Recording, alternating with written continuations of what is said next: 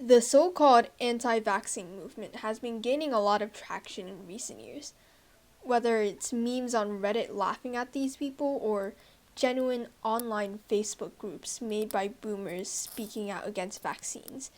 It's been getting a lot of attention. But the thing is, a lot of people are wrong about anti-vaxxers.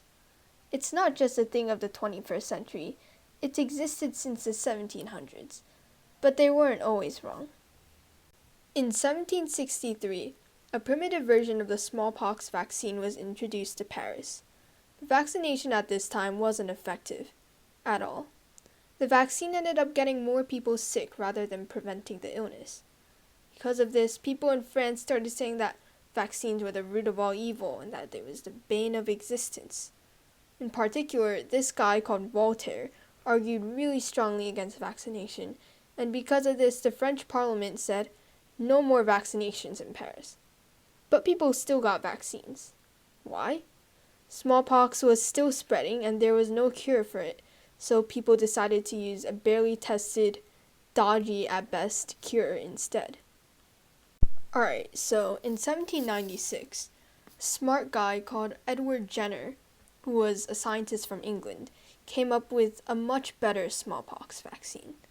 But the thing is, people were still in doubt because of what happened in Paris a couple of decades before. There were sanitary and safety concerns raised by the public, which was reasonable for the time period, but it went more than a little too far. People involved in the church went as far to say that smallpox was a curse from God, and it was God's punishment, and that if a person had smallpox, it shouldn't be treated at all.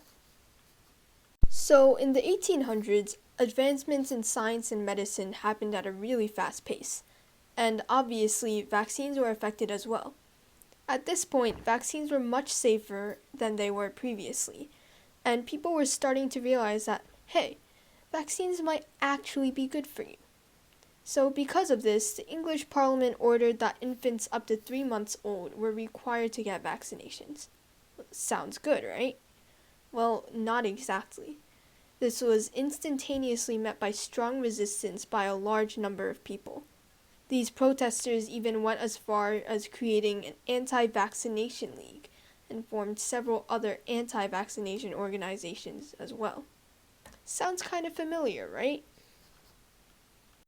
In the United States, anti-vaccination groups were starting to form as well. In states like California, Illinois, and Wisconsin, anti-vaxxers fought against state courts to get mandatory vaccination laws repealed. This ultimately created even more unrest among the general public, and as a result, there were more people questioning vaccinations throughout the world. In 1885, there was a protest against vaccinations in Leicester, England. It consisted of about 100,000 people. People held up all sorts of anti-vaccine propaganda, such as your plain old anti-vaccination banner. But it got more creative too. For example, there was a model of Edward Jenner burning. Because of these demonstrations, the British Parliament caved to demands and removed the punishment for not vaccinating a child in 1898. So now, less people were getting vaccinated, which led to more diseases. Something wrong was bound to happen soon. And it did. In 1902, there was a smallpox outbreak in Cambridge, Massachusetts, so the Board of Health of the city required everyone to be vaccinated. But, obviously, not everyone agreed.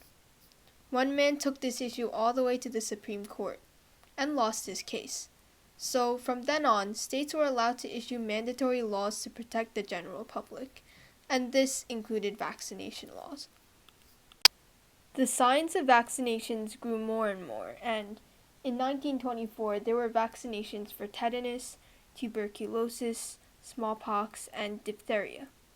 Scientists were also working on vaccinations for a bunch of other diseases, such as polio, typhoid, the flu, and whooping cough. The future of medicine was looking good, but doubters still remained. In 1926, in Georgetown, Delaware, health officers arrived to vaccinate the residents of the town, but an armed mob of anti-vaxxers drove them out of the city. So at this point in time, there was no real reason to fear vaccines or be against them in any way, as they had already been proven safe. But several events after this time fueled the anti-vaccination movement. First off, in 1955, the so-called Cutter incident happened, when about 120,000 doses of a polio vaccine contained a live polio virus in addition to the inactivated virus. As expected, this was disastrous and caused the reported 40,000 cases of polio. In addition, there was 53 cases of paralysis and 5 deaths. Then, in 1974, the diphtheria, tetanus, and whooping cough, also called pertussis, vaccine came under scrutiny because a reported 36 children in a hospital in London suffered neurological conditions after being vaccinated. This led to people questioning the safety of this vaccine, and in the UK, vaccination rates went swooping down from an 81% to a meager 31%. This eventually led to 3 major pertussis outbreaks.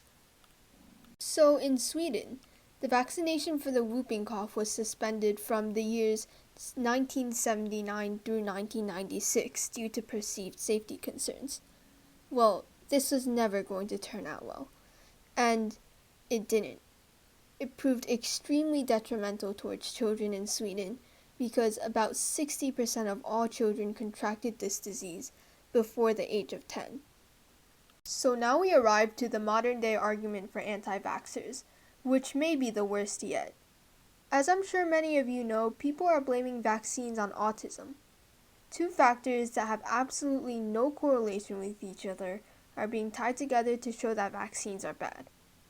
Well, this all started in 1998, where a British doctor attempted to tie together the MMR vaccine and autism.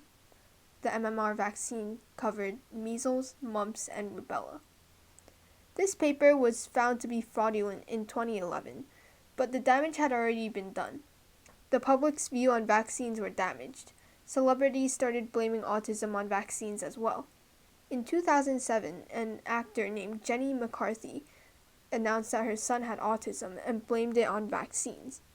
She soon became an icon for the anti-vaxxing movement, and many anti-vaccination advocacy groups were started as a result. Less children were getting vaccinated, and because of this, there have been measles outbreaks in some U.S. counties where vaccination rates were low. So that's just about it for the history of anti-vaxxers. I hope you enjoyed this video, and if you did, please like and subscribe.